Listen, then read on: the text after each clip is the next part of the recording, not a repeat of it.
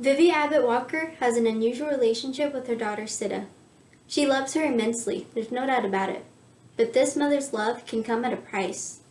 Sita looks back on her childhood with fondness, but Vivi has a different version of the past with her children. This is Little Altars Everywhere by Rebecca Wells. In my dream, I'm 5 years old again and it's summer night at our camp at Spring Creek. Mom and all those kids gather around a bonfire. Mama's getting girlfriends, the yah-yahs, and all their kids are there too. Mama goes inside and puts Little Richard on the record player. She cranks the music up so loud it bounces off pine trees. She comes back out, takes my head, and says, "All right now, Sita, lead dance." Ooh, my soul! Little Richard begins, shouting out a warning to the weak of heart. Mama's already dancing. She's boogieing, she's juking, she's slapping her thighs and rolling her hips faster than I have ever seen her do before. That man sings nasty. Those horns blow nasty. And my body takes over now. I'm moving. Sunburned legs shuffle across the ground, heads rolling around. I turn in circles and I look back at Mama and I shake and my shoulders and hips faster than the human eye can see. I shake so hard that freckles jump out my face. Arms and legs have new lives of their own. Every single part of me dances. And if Daddy pulls up in his pickup truck, ooh, you know he'd yell at us. White woman dancing like that? You know he would. But Daddy doesn't pull up. And me and Mama keep on dancing while everyone's clapping for us. Oh, they clap and they hoot and they holler. And I know, you can't tell me different. There's something strong, something sweet, something secret that's rolling up from the ground, shooting into my body straight from the earth. It's making my limbs quiver. It's making me crazy dance all over the place right there in my orange and white sunsuit. And when I wake up from my dream, I'm laughing and my face is streaked with tears. My body feels relaxed, good. And for a minute, I swear, I feel Mama in that room. Feel her Jergens lotion hands touching mine, the way she used to when I was younger, and she would say, "Come here, darling. Let me give you some moisturizer. I've rubbed on way too much." I roll over in bed and I'm 33 years older than I was in my dream, and I still want to hold Mama's hands. I'm crying and I'm laughing, and I still want my mother to take me in her arms. She's mine. I carried her for 9 months. I lost my waist for her. I lost my potential for her. I lost my twin boy for her. I could have had twins, but only she lived.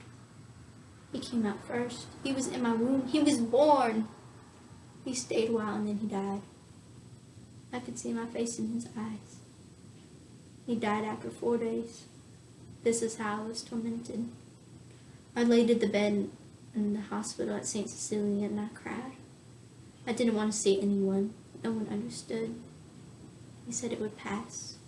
Shep said, "Vivi, you've got to stop this. Look at our girl. She is perfect." My twin boy would have made everything work out. He is the one who would have given me everything back, everything that I have lost. And I would have done anything for him. If he would have told me to go to River Street and become a beggar, I would have done it.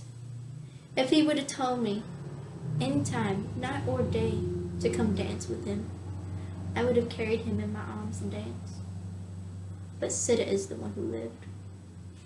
I paid for her with him.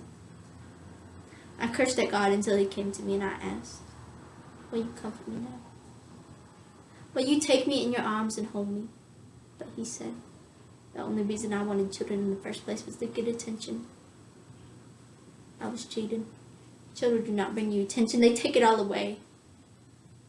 After that, I didn't talk about my boy to anyone.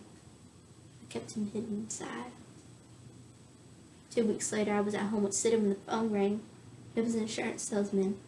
He asked, "Don't you want insurance on that twin that lived, Mrs. Walker? She could die too, God forbid." I couldn't eat after that.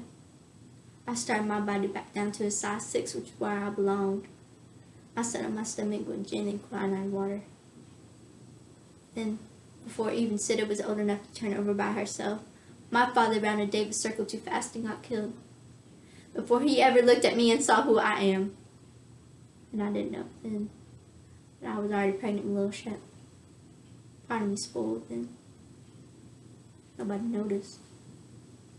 All they said was, "Vivi Abbott Walker, you look positively gorgeous after all you've been through." And aren't you glad that you have that darling little baby girl and another angel on the way?